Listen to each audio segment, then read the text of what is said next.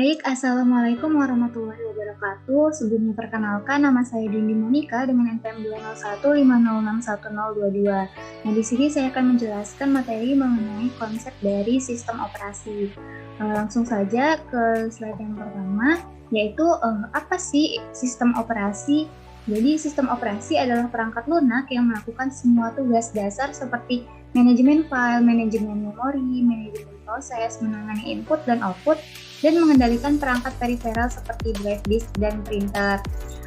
Dengan kata lain, sistem operasi atau operating system juga merupakan kumpulan perangkat lunak yang mengelola sumber daya perangkat keras komputer dan menyediakan layanan umum untuk program komputer tersebut.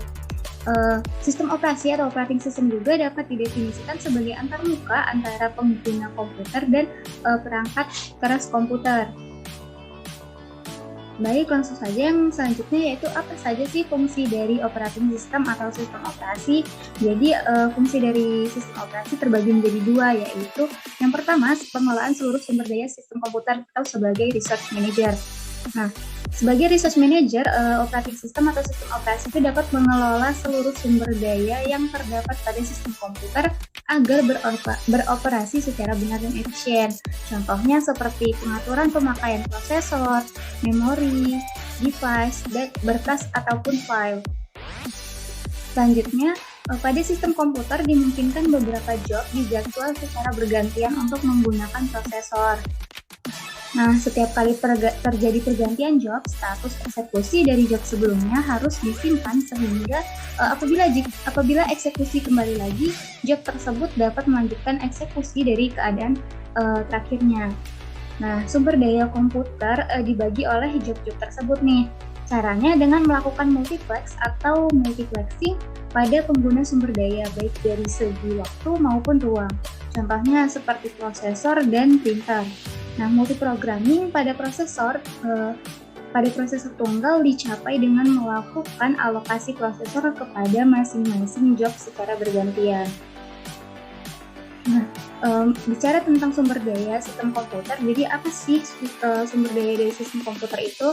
Nah, sumber daya sistem komputer adalah semua komponen sistem komputer yang dapat memberikan manfaat atau yang memiliki fungsi masing-masing. Nah, sumber daya sistem komputer terbagi menjadi dua, yaitu yang pertama sumber daya fisik. Sumber daya fisik itu terdiri dari beberapa perangkat. Yang pertama yaitu perangkat masukan. Contohnya seperti keyboard, barcode reader. Kemudian ada perangkat tunjuk atau pointing device, contohnya seperti mouse. Kemudian perangkat penyimpanan sekunder, contohnya seperti floppy disk drive dan lainnya. Kemudian yang keempat ada perangkat pencetak seperti printer dan plotter. Kemudian ada perangkat penampil seperti layar monitor dan LCD.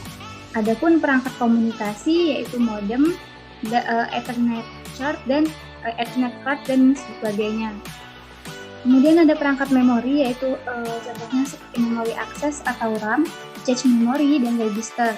Adapun perangkat multimedia yaitu kamera, sound card dan radio. Kemudian perangkat grafis seperti digitizer dan scanner. Kemudian yang terakhir perangkat pengendalian proses yaitu sensor dan aktuator. Nah, kemudian yang selanjutnya adalah sumber daya abstrak. Sumber daya abstrak terbagi menjadi dua. Yang pertama yaitu data, di mana contohnya adalah PCB atau proses control block yang digunakan untuk mencatat dan mengendalikan proses. Kemudian yang kedua ada semapur untuk pengendalian sinkronisasi proses-proses. Dan yang ketiga ada berkas atau file untuk menyimpan data atau program. Yang kedua yaitu program. Program itu dapat didefinisikan sebagai kumpulan instruksi yang dapat dijalankan oleh sistem komputer. Contohnya seperti utilitas dan aplikasi untuk tujuan komputasi tertentu. Nah, kemudian apa saja sih sumber daya komputer yang dikelola? Jadi yang pertama ada memori manajemen. Memori manajemen terbagi menjadi dua, yaitu primary memory dan main memory. Nah, primary memory ini merupakan kebutuhan penyimpanan yang diutamakan seperti contohnya yaitu RAM. Kemudian untuk main memory itu merupakan penyimpanan yang dapat diakses langsung melalui CPU. Kemudian yang kedua ada device management. Nah, device management ini yang pertama mengatur komunikasi antar perangkat melalui setiap drive. Nah, untuk program yang menangani hal tersebut adalah input atau output controller. Kemudian yang ketiga ada file management. File management ini juga dikatakan sebagai file system karena dia melakukan konfigurasi pada dokumen seperti mengelola lokasi, fungsionalitas sistem, dan lain sebagainya. Kemudian yang terakhir yaitu prosesor manajemen. Prosesor manajemen ini mendukung proses multi-programming untuk menentukan fase mana yang menggunakan prosesor dalam jangka waktu tertentu. Kemudian untuk fungsi yang kedua yaitu sistem operasi sebagai penyedia layanan atau sebagai extended ataupun virtual machine. Nah, sebagai extended, fungsi OS yaitu menyediakan sistem call ke pemakai sehingga menyamankan dan memudahkan penggunaan. Kemudian yang kedua, memberikan abstraksi tingkat tinggi yang lebih sederhana dan menyembunyikan kerumitan perangkat keras. Seperti contohnya, bagaimana cara data dikirim ke printer lewat kabel paralel, bagaimana sistem operasi menyimpan data ke suatu alamat disk, dan bagaimana untuk melakukan perhitungan di dalam prosesor.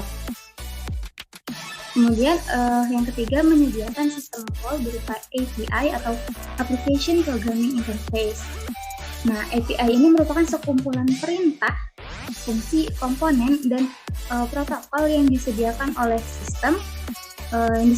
sistem operasi ataupun bahasa pemrograman tertentu yang dapat digunakan oleh programmer saat membangun sebuah perangkat lunak. Nah, yang terakhir yaitu sebagai basis untuk program lain. Nah, selanjutnya tentang bagaimana sih sejarah dari perkembangan operating system atau sistem operasi. Nah, perkembangan sejarah pada OS itu sebenarnya pada umumnya terbagi menjadi 4 generasi. Hanya saja di sini saya jabarkan menjadi 5 generasi, yaitu yang generasi pertama terjadi pada tahun 1945 sampai dengan 1955, di mana pada saat itu belum ada yang namanya sistem operasi dan sistem komputer itu, sehingga sistem komputer itu hanya diberi instruksi yang harus dikerjakan secara langsung. Nah, sistem komputasi elektronik juga menggantikan mesin komputasi mekanis.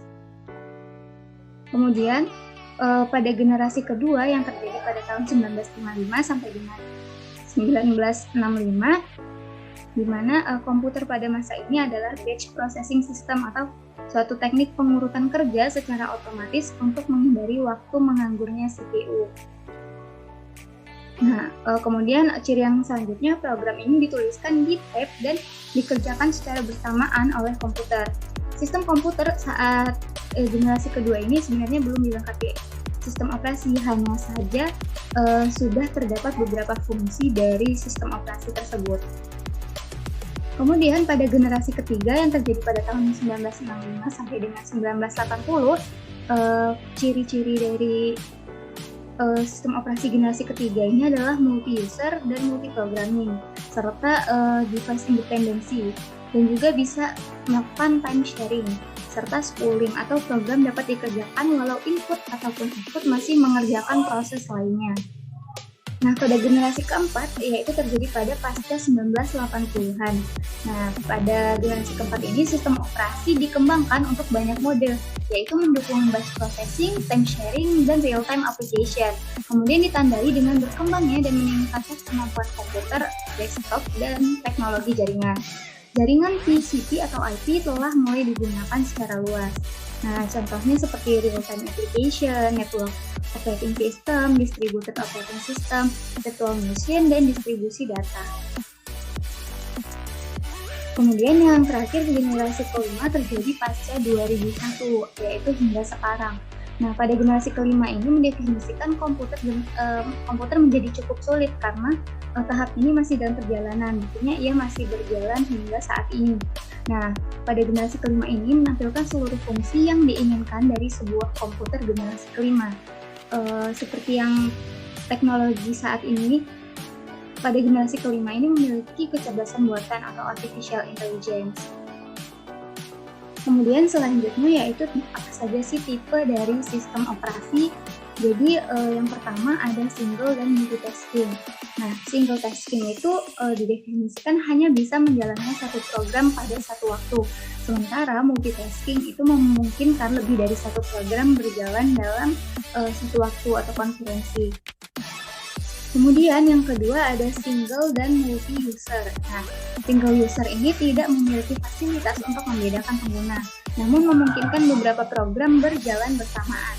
Nah, sedangkan multi-user ini mengidentifikasi proses sumber daya seperti ruang disk dan memungkinkan beberapa pengguna untuk berinteraksi dengan sistem pada saat yang bersamaan. Kemudian yang ketiga ada network OS atau network operating system.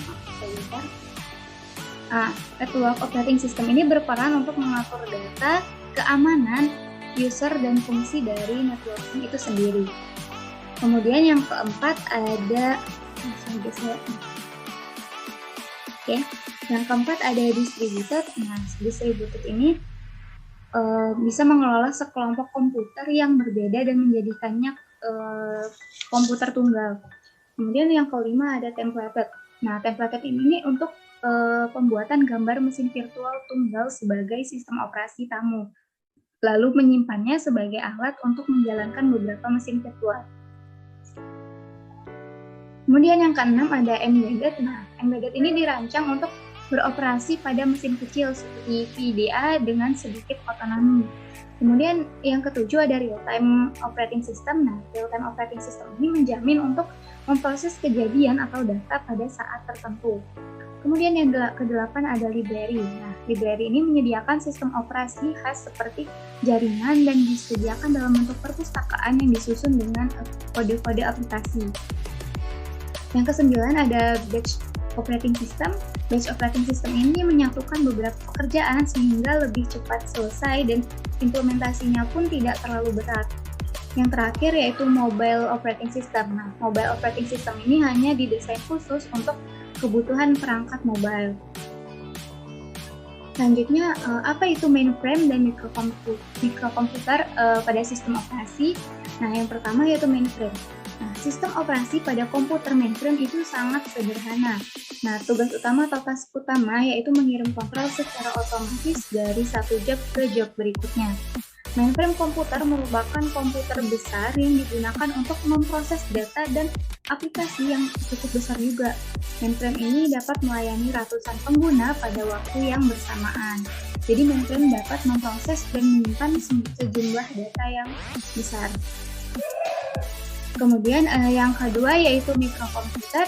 Nah, mikrokomputer ini sesuai dengan namanya kelas komputer yang menggunakan mikroprosesor sebagai CPU utama. Nah, mikrokomputer ini mendukung banyak pengguna dalam satu waktu. Sehingga mikrokomputer dapat didefinisikan sebagai interkoneksi antara mikroprosesor atau CPU dengan memori utama atau main memory dan antarmuka input-output yang dilakukan dengan menggunakan sistem interkoneksi bus. Nah, struktur utama dari mikrokomputer adalah mikroprosesor, mikrocontroller, memori utama, dan input atau output interface. Mikrokomputer juga berfungsi sebagai interkoneksi antara mikroprosesor dengan memori utama dan sebagai antarmuka input dan output. Kemudian apa saja sih contoh dari sistem operasi? Nah, secara umum ada 5 contoh atau 5 jenis dari sistem operasi. Yang pertama adalah MS-DOS atau Disk Operating System, yang kedua ada sistem operasi Windows, yang ketiga sistem operasi Linux, dan yang keempat sistem operasi Mac OS, dan yang terakhir yaitu Unix. Langsung saja yang pertama yaitu MS-DOS atau Disk Operating System. Nah, Disk Operating System ini merupakan sistem operasi komputer yang cukup lama atau bisa dikatakan yang paling lama. Nah, pada DOS ini juga pemberian instruksinya hanya dilakukan lewat tulisan. Sehingga MS-DOS ini memiliki kelebihan utama yaitu tidak banyak menghabiskan memori komputer. Hanya saja kelemahannya DOS ini instruksinya diberikan lewat tulisan dan tidak ada grafisnya sama sekali. Jadi tampilannya masih kurang ramah sehingga masih kurang menarik untuk digunakan. Kemudian yang kedua sistem operasi Windows. Nah, sistem operasi Windows ini adalah sistem operasi yang banyak digunakan di seluruh dunia, bahkan hingga saat ini. karena sehingga sistem operasi Windows ini mudah ditemui dalam berbagai komputer atau laptop. Kelebihan utama dari sistem operasi Windows adalah cara menjalankan dan instalasinya juga cukup mudah.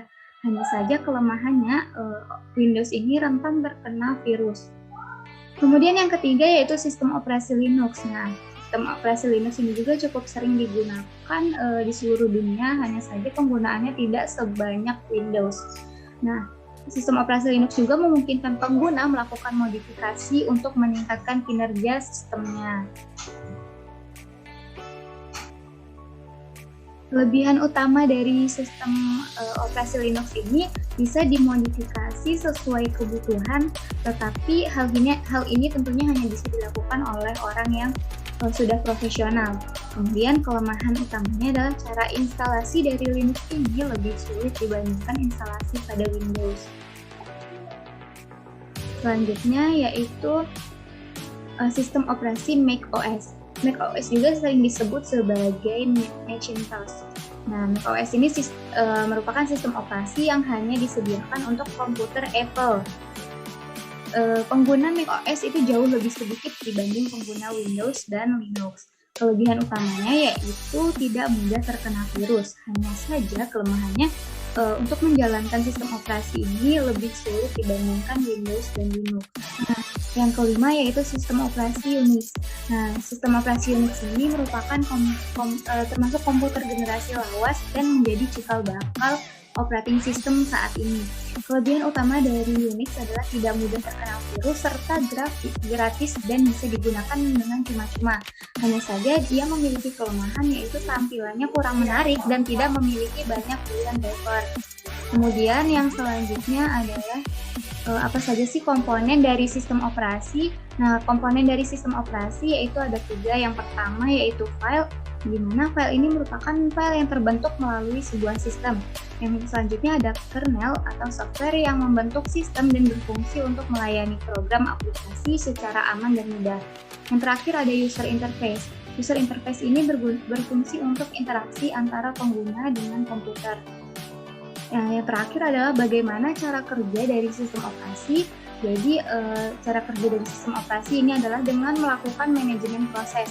Manajemen proses ini artinya adalah sistem operasi melakukan penjadwalan, pembuatan file, penghapusan file, serta lain sebagainya. Cara kerja sistem operasi ini diawali dengan yang pertama adalah dengan menerima instruksi dari pengguna. Kemudian instruksi yang diterima ini akan dikelola dan diolah menjadi informasi yang dapat diterima oleh perangkat lunak atau software yang ada pada komputer. Setelah instruksi ini sudah berhasil dikelola, maka tampilan komputer atau hardware akan berubah dan sistem operasi akan menjalankan programnya sesuai keinginan dari pengguna. Baik, mungkin itu saja yang dapat saya sampaikan. Apabila terdapat kesalahan saya mohon maaf, kepada Allah saya mohon ampun. Saya akhiri, wabillahi taufiq wal hidayah. Wassalamualaikum warahmatullahi wabarakatuh.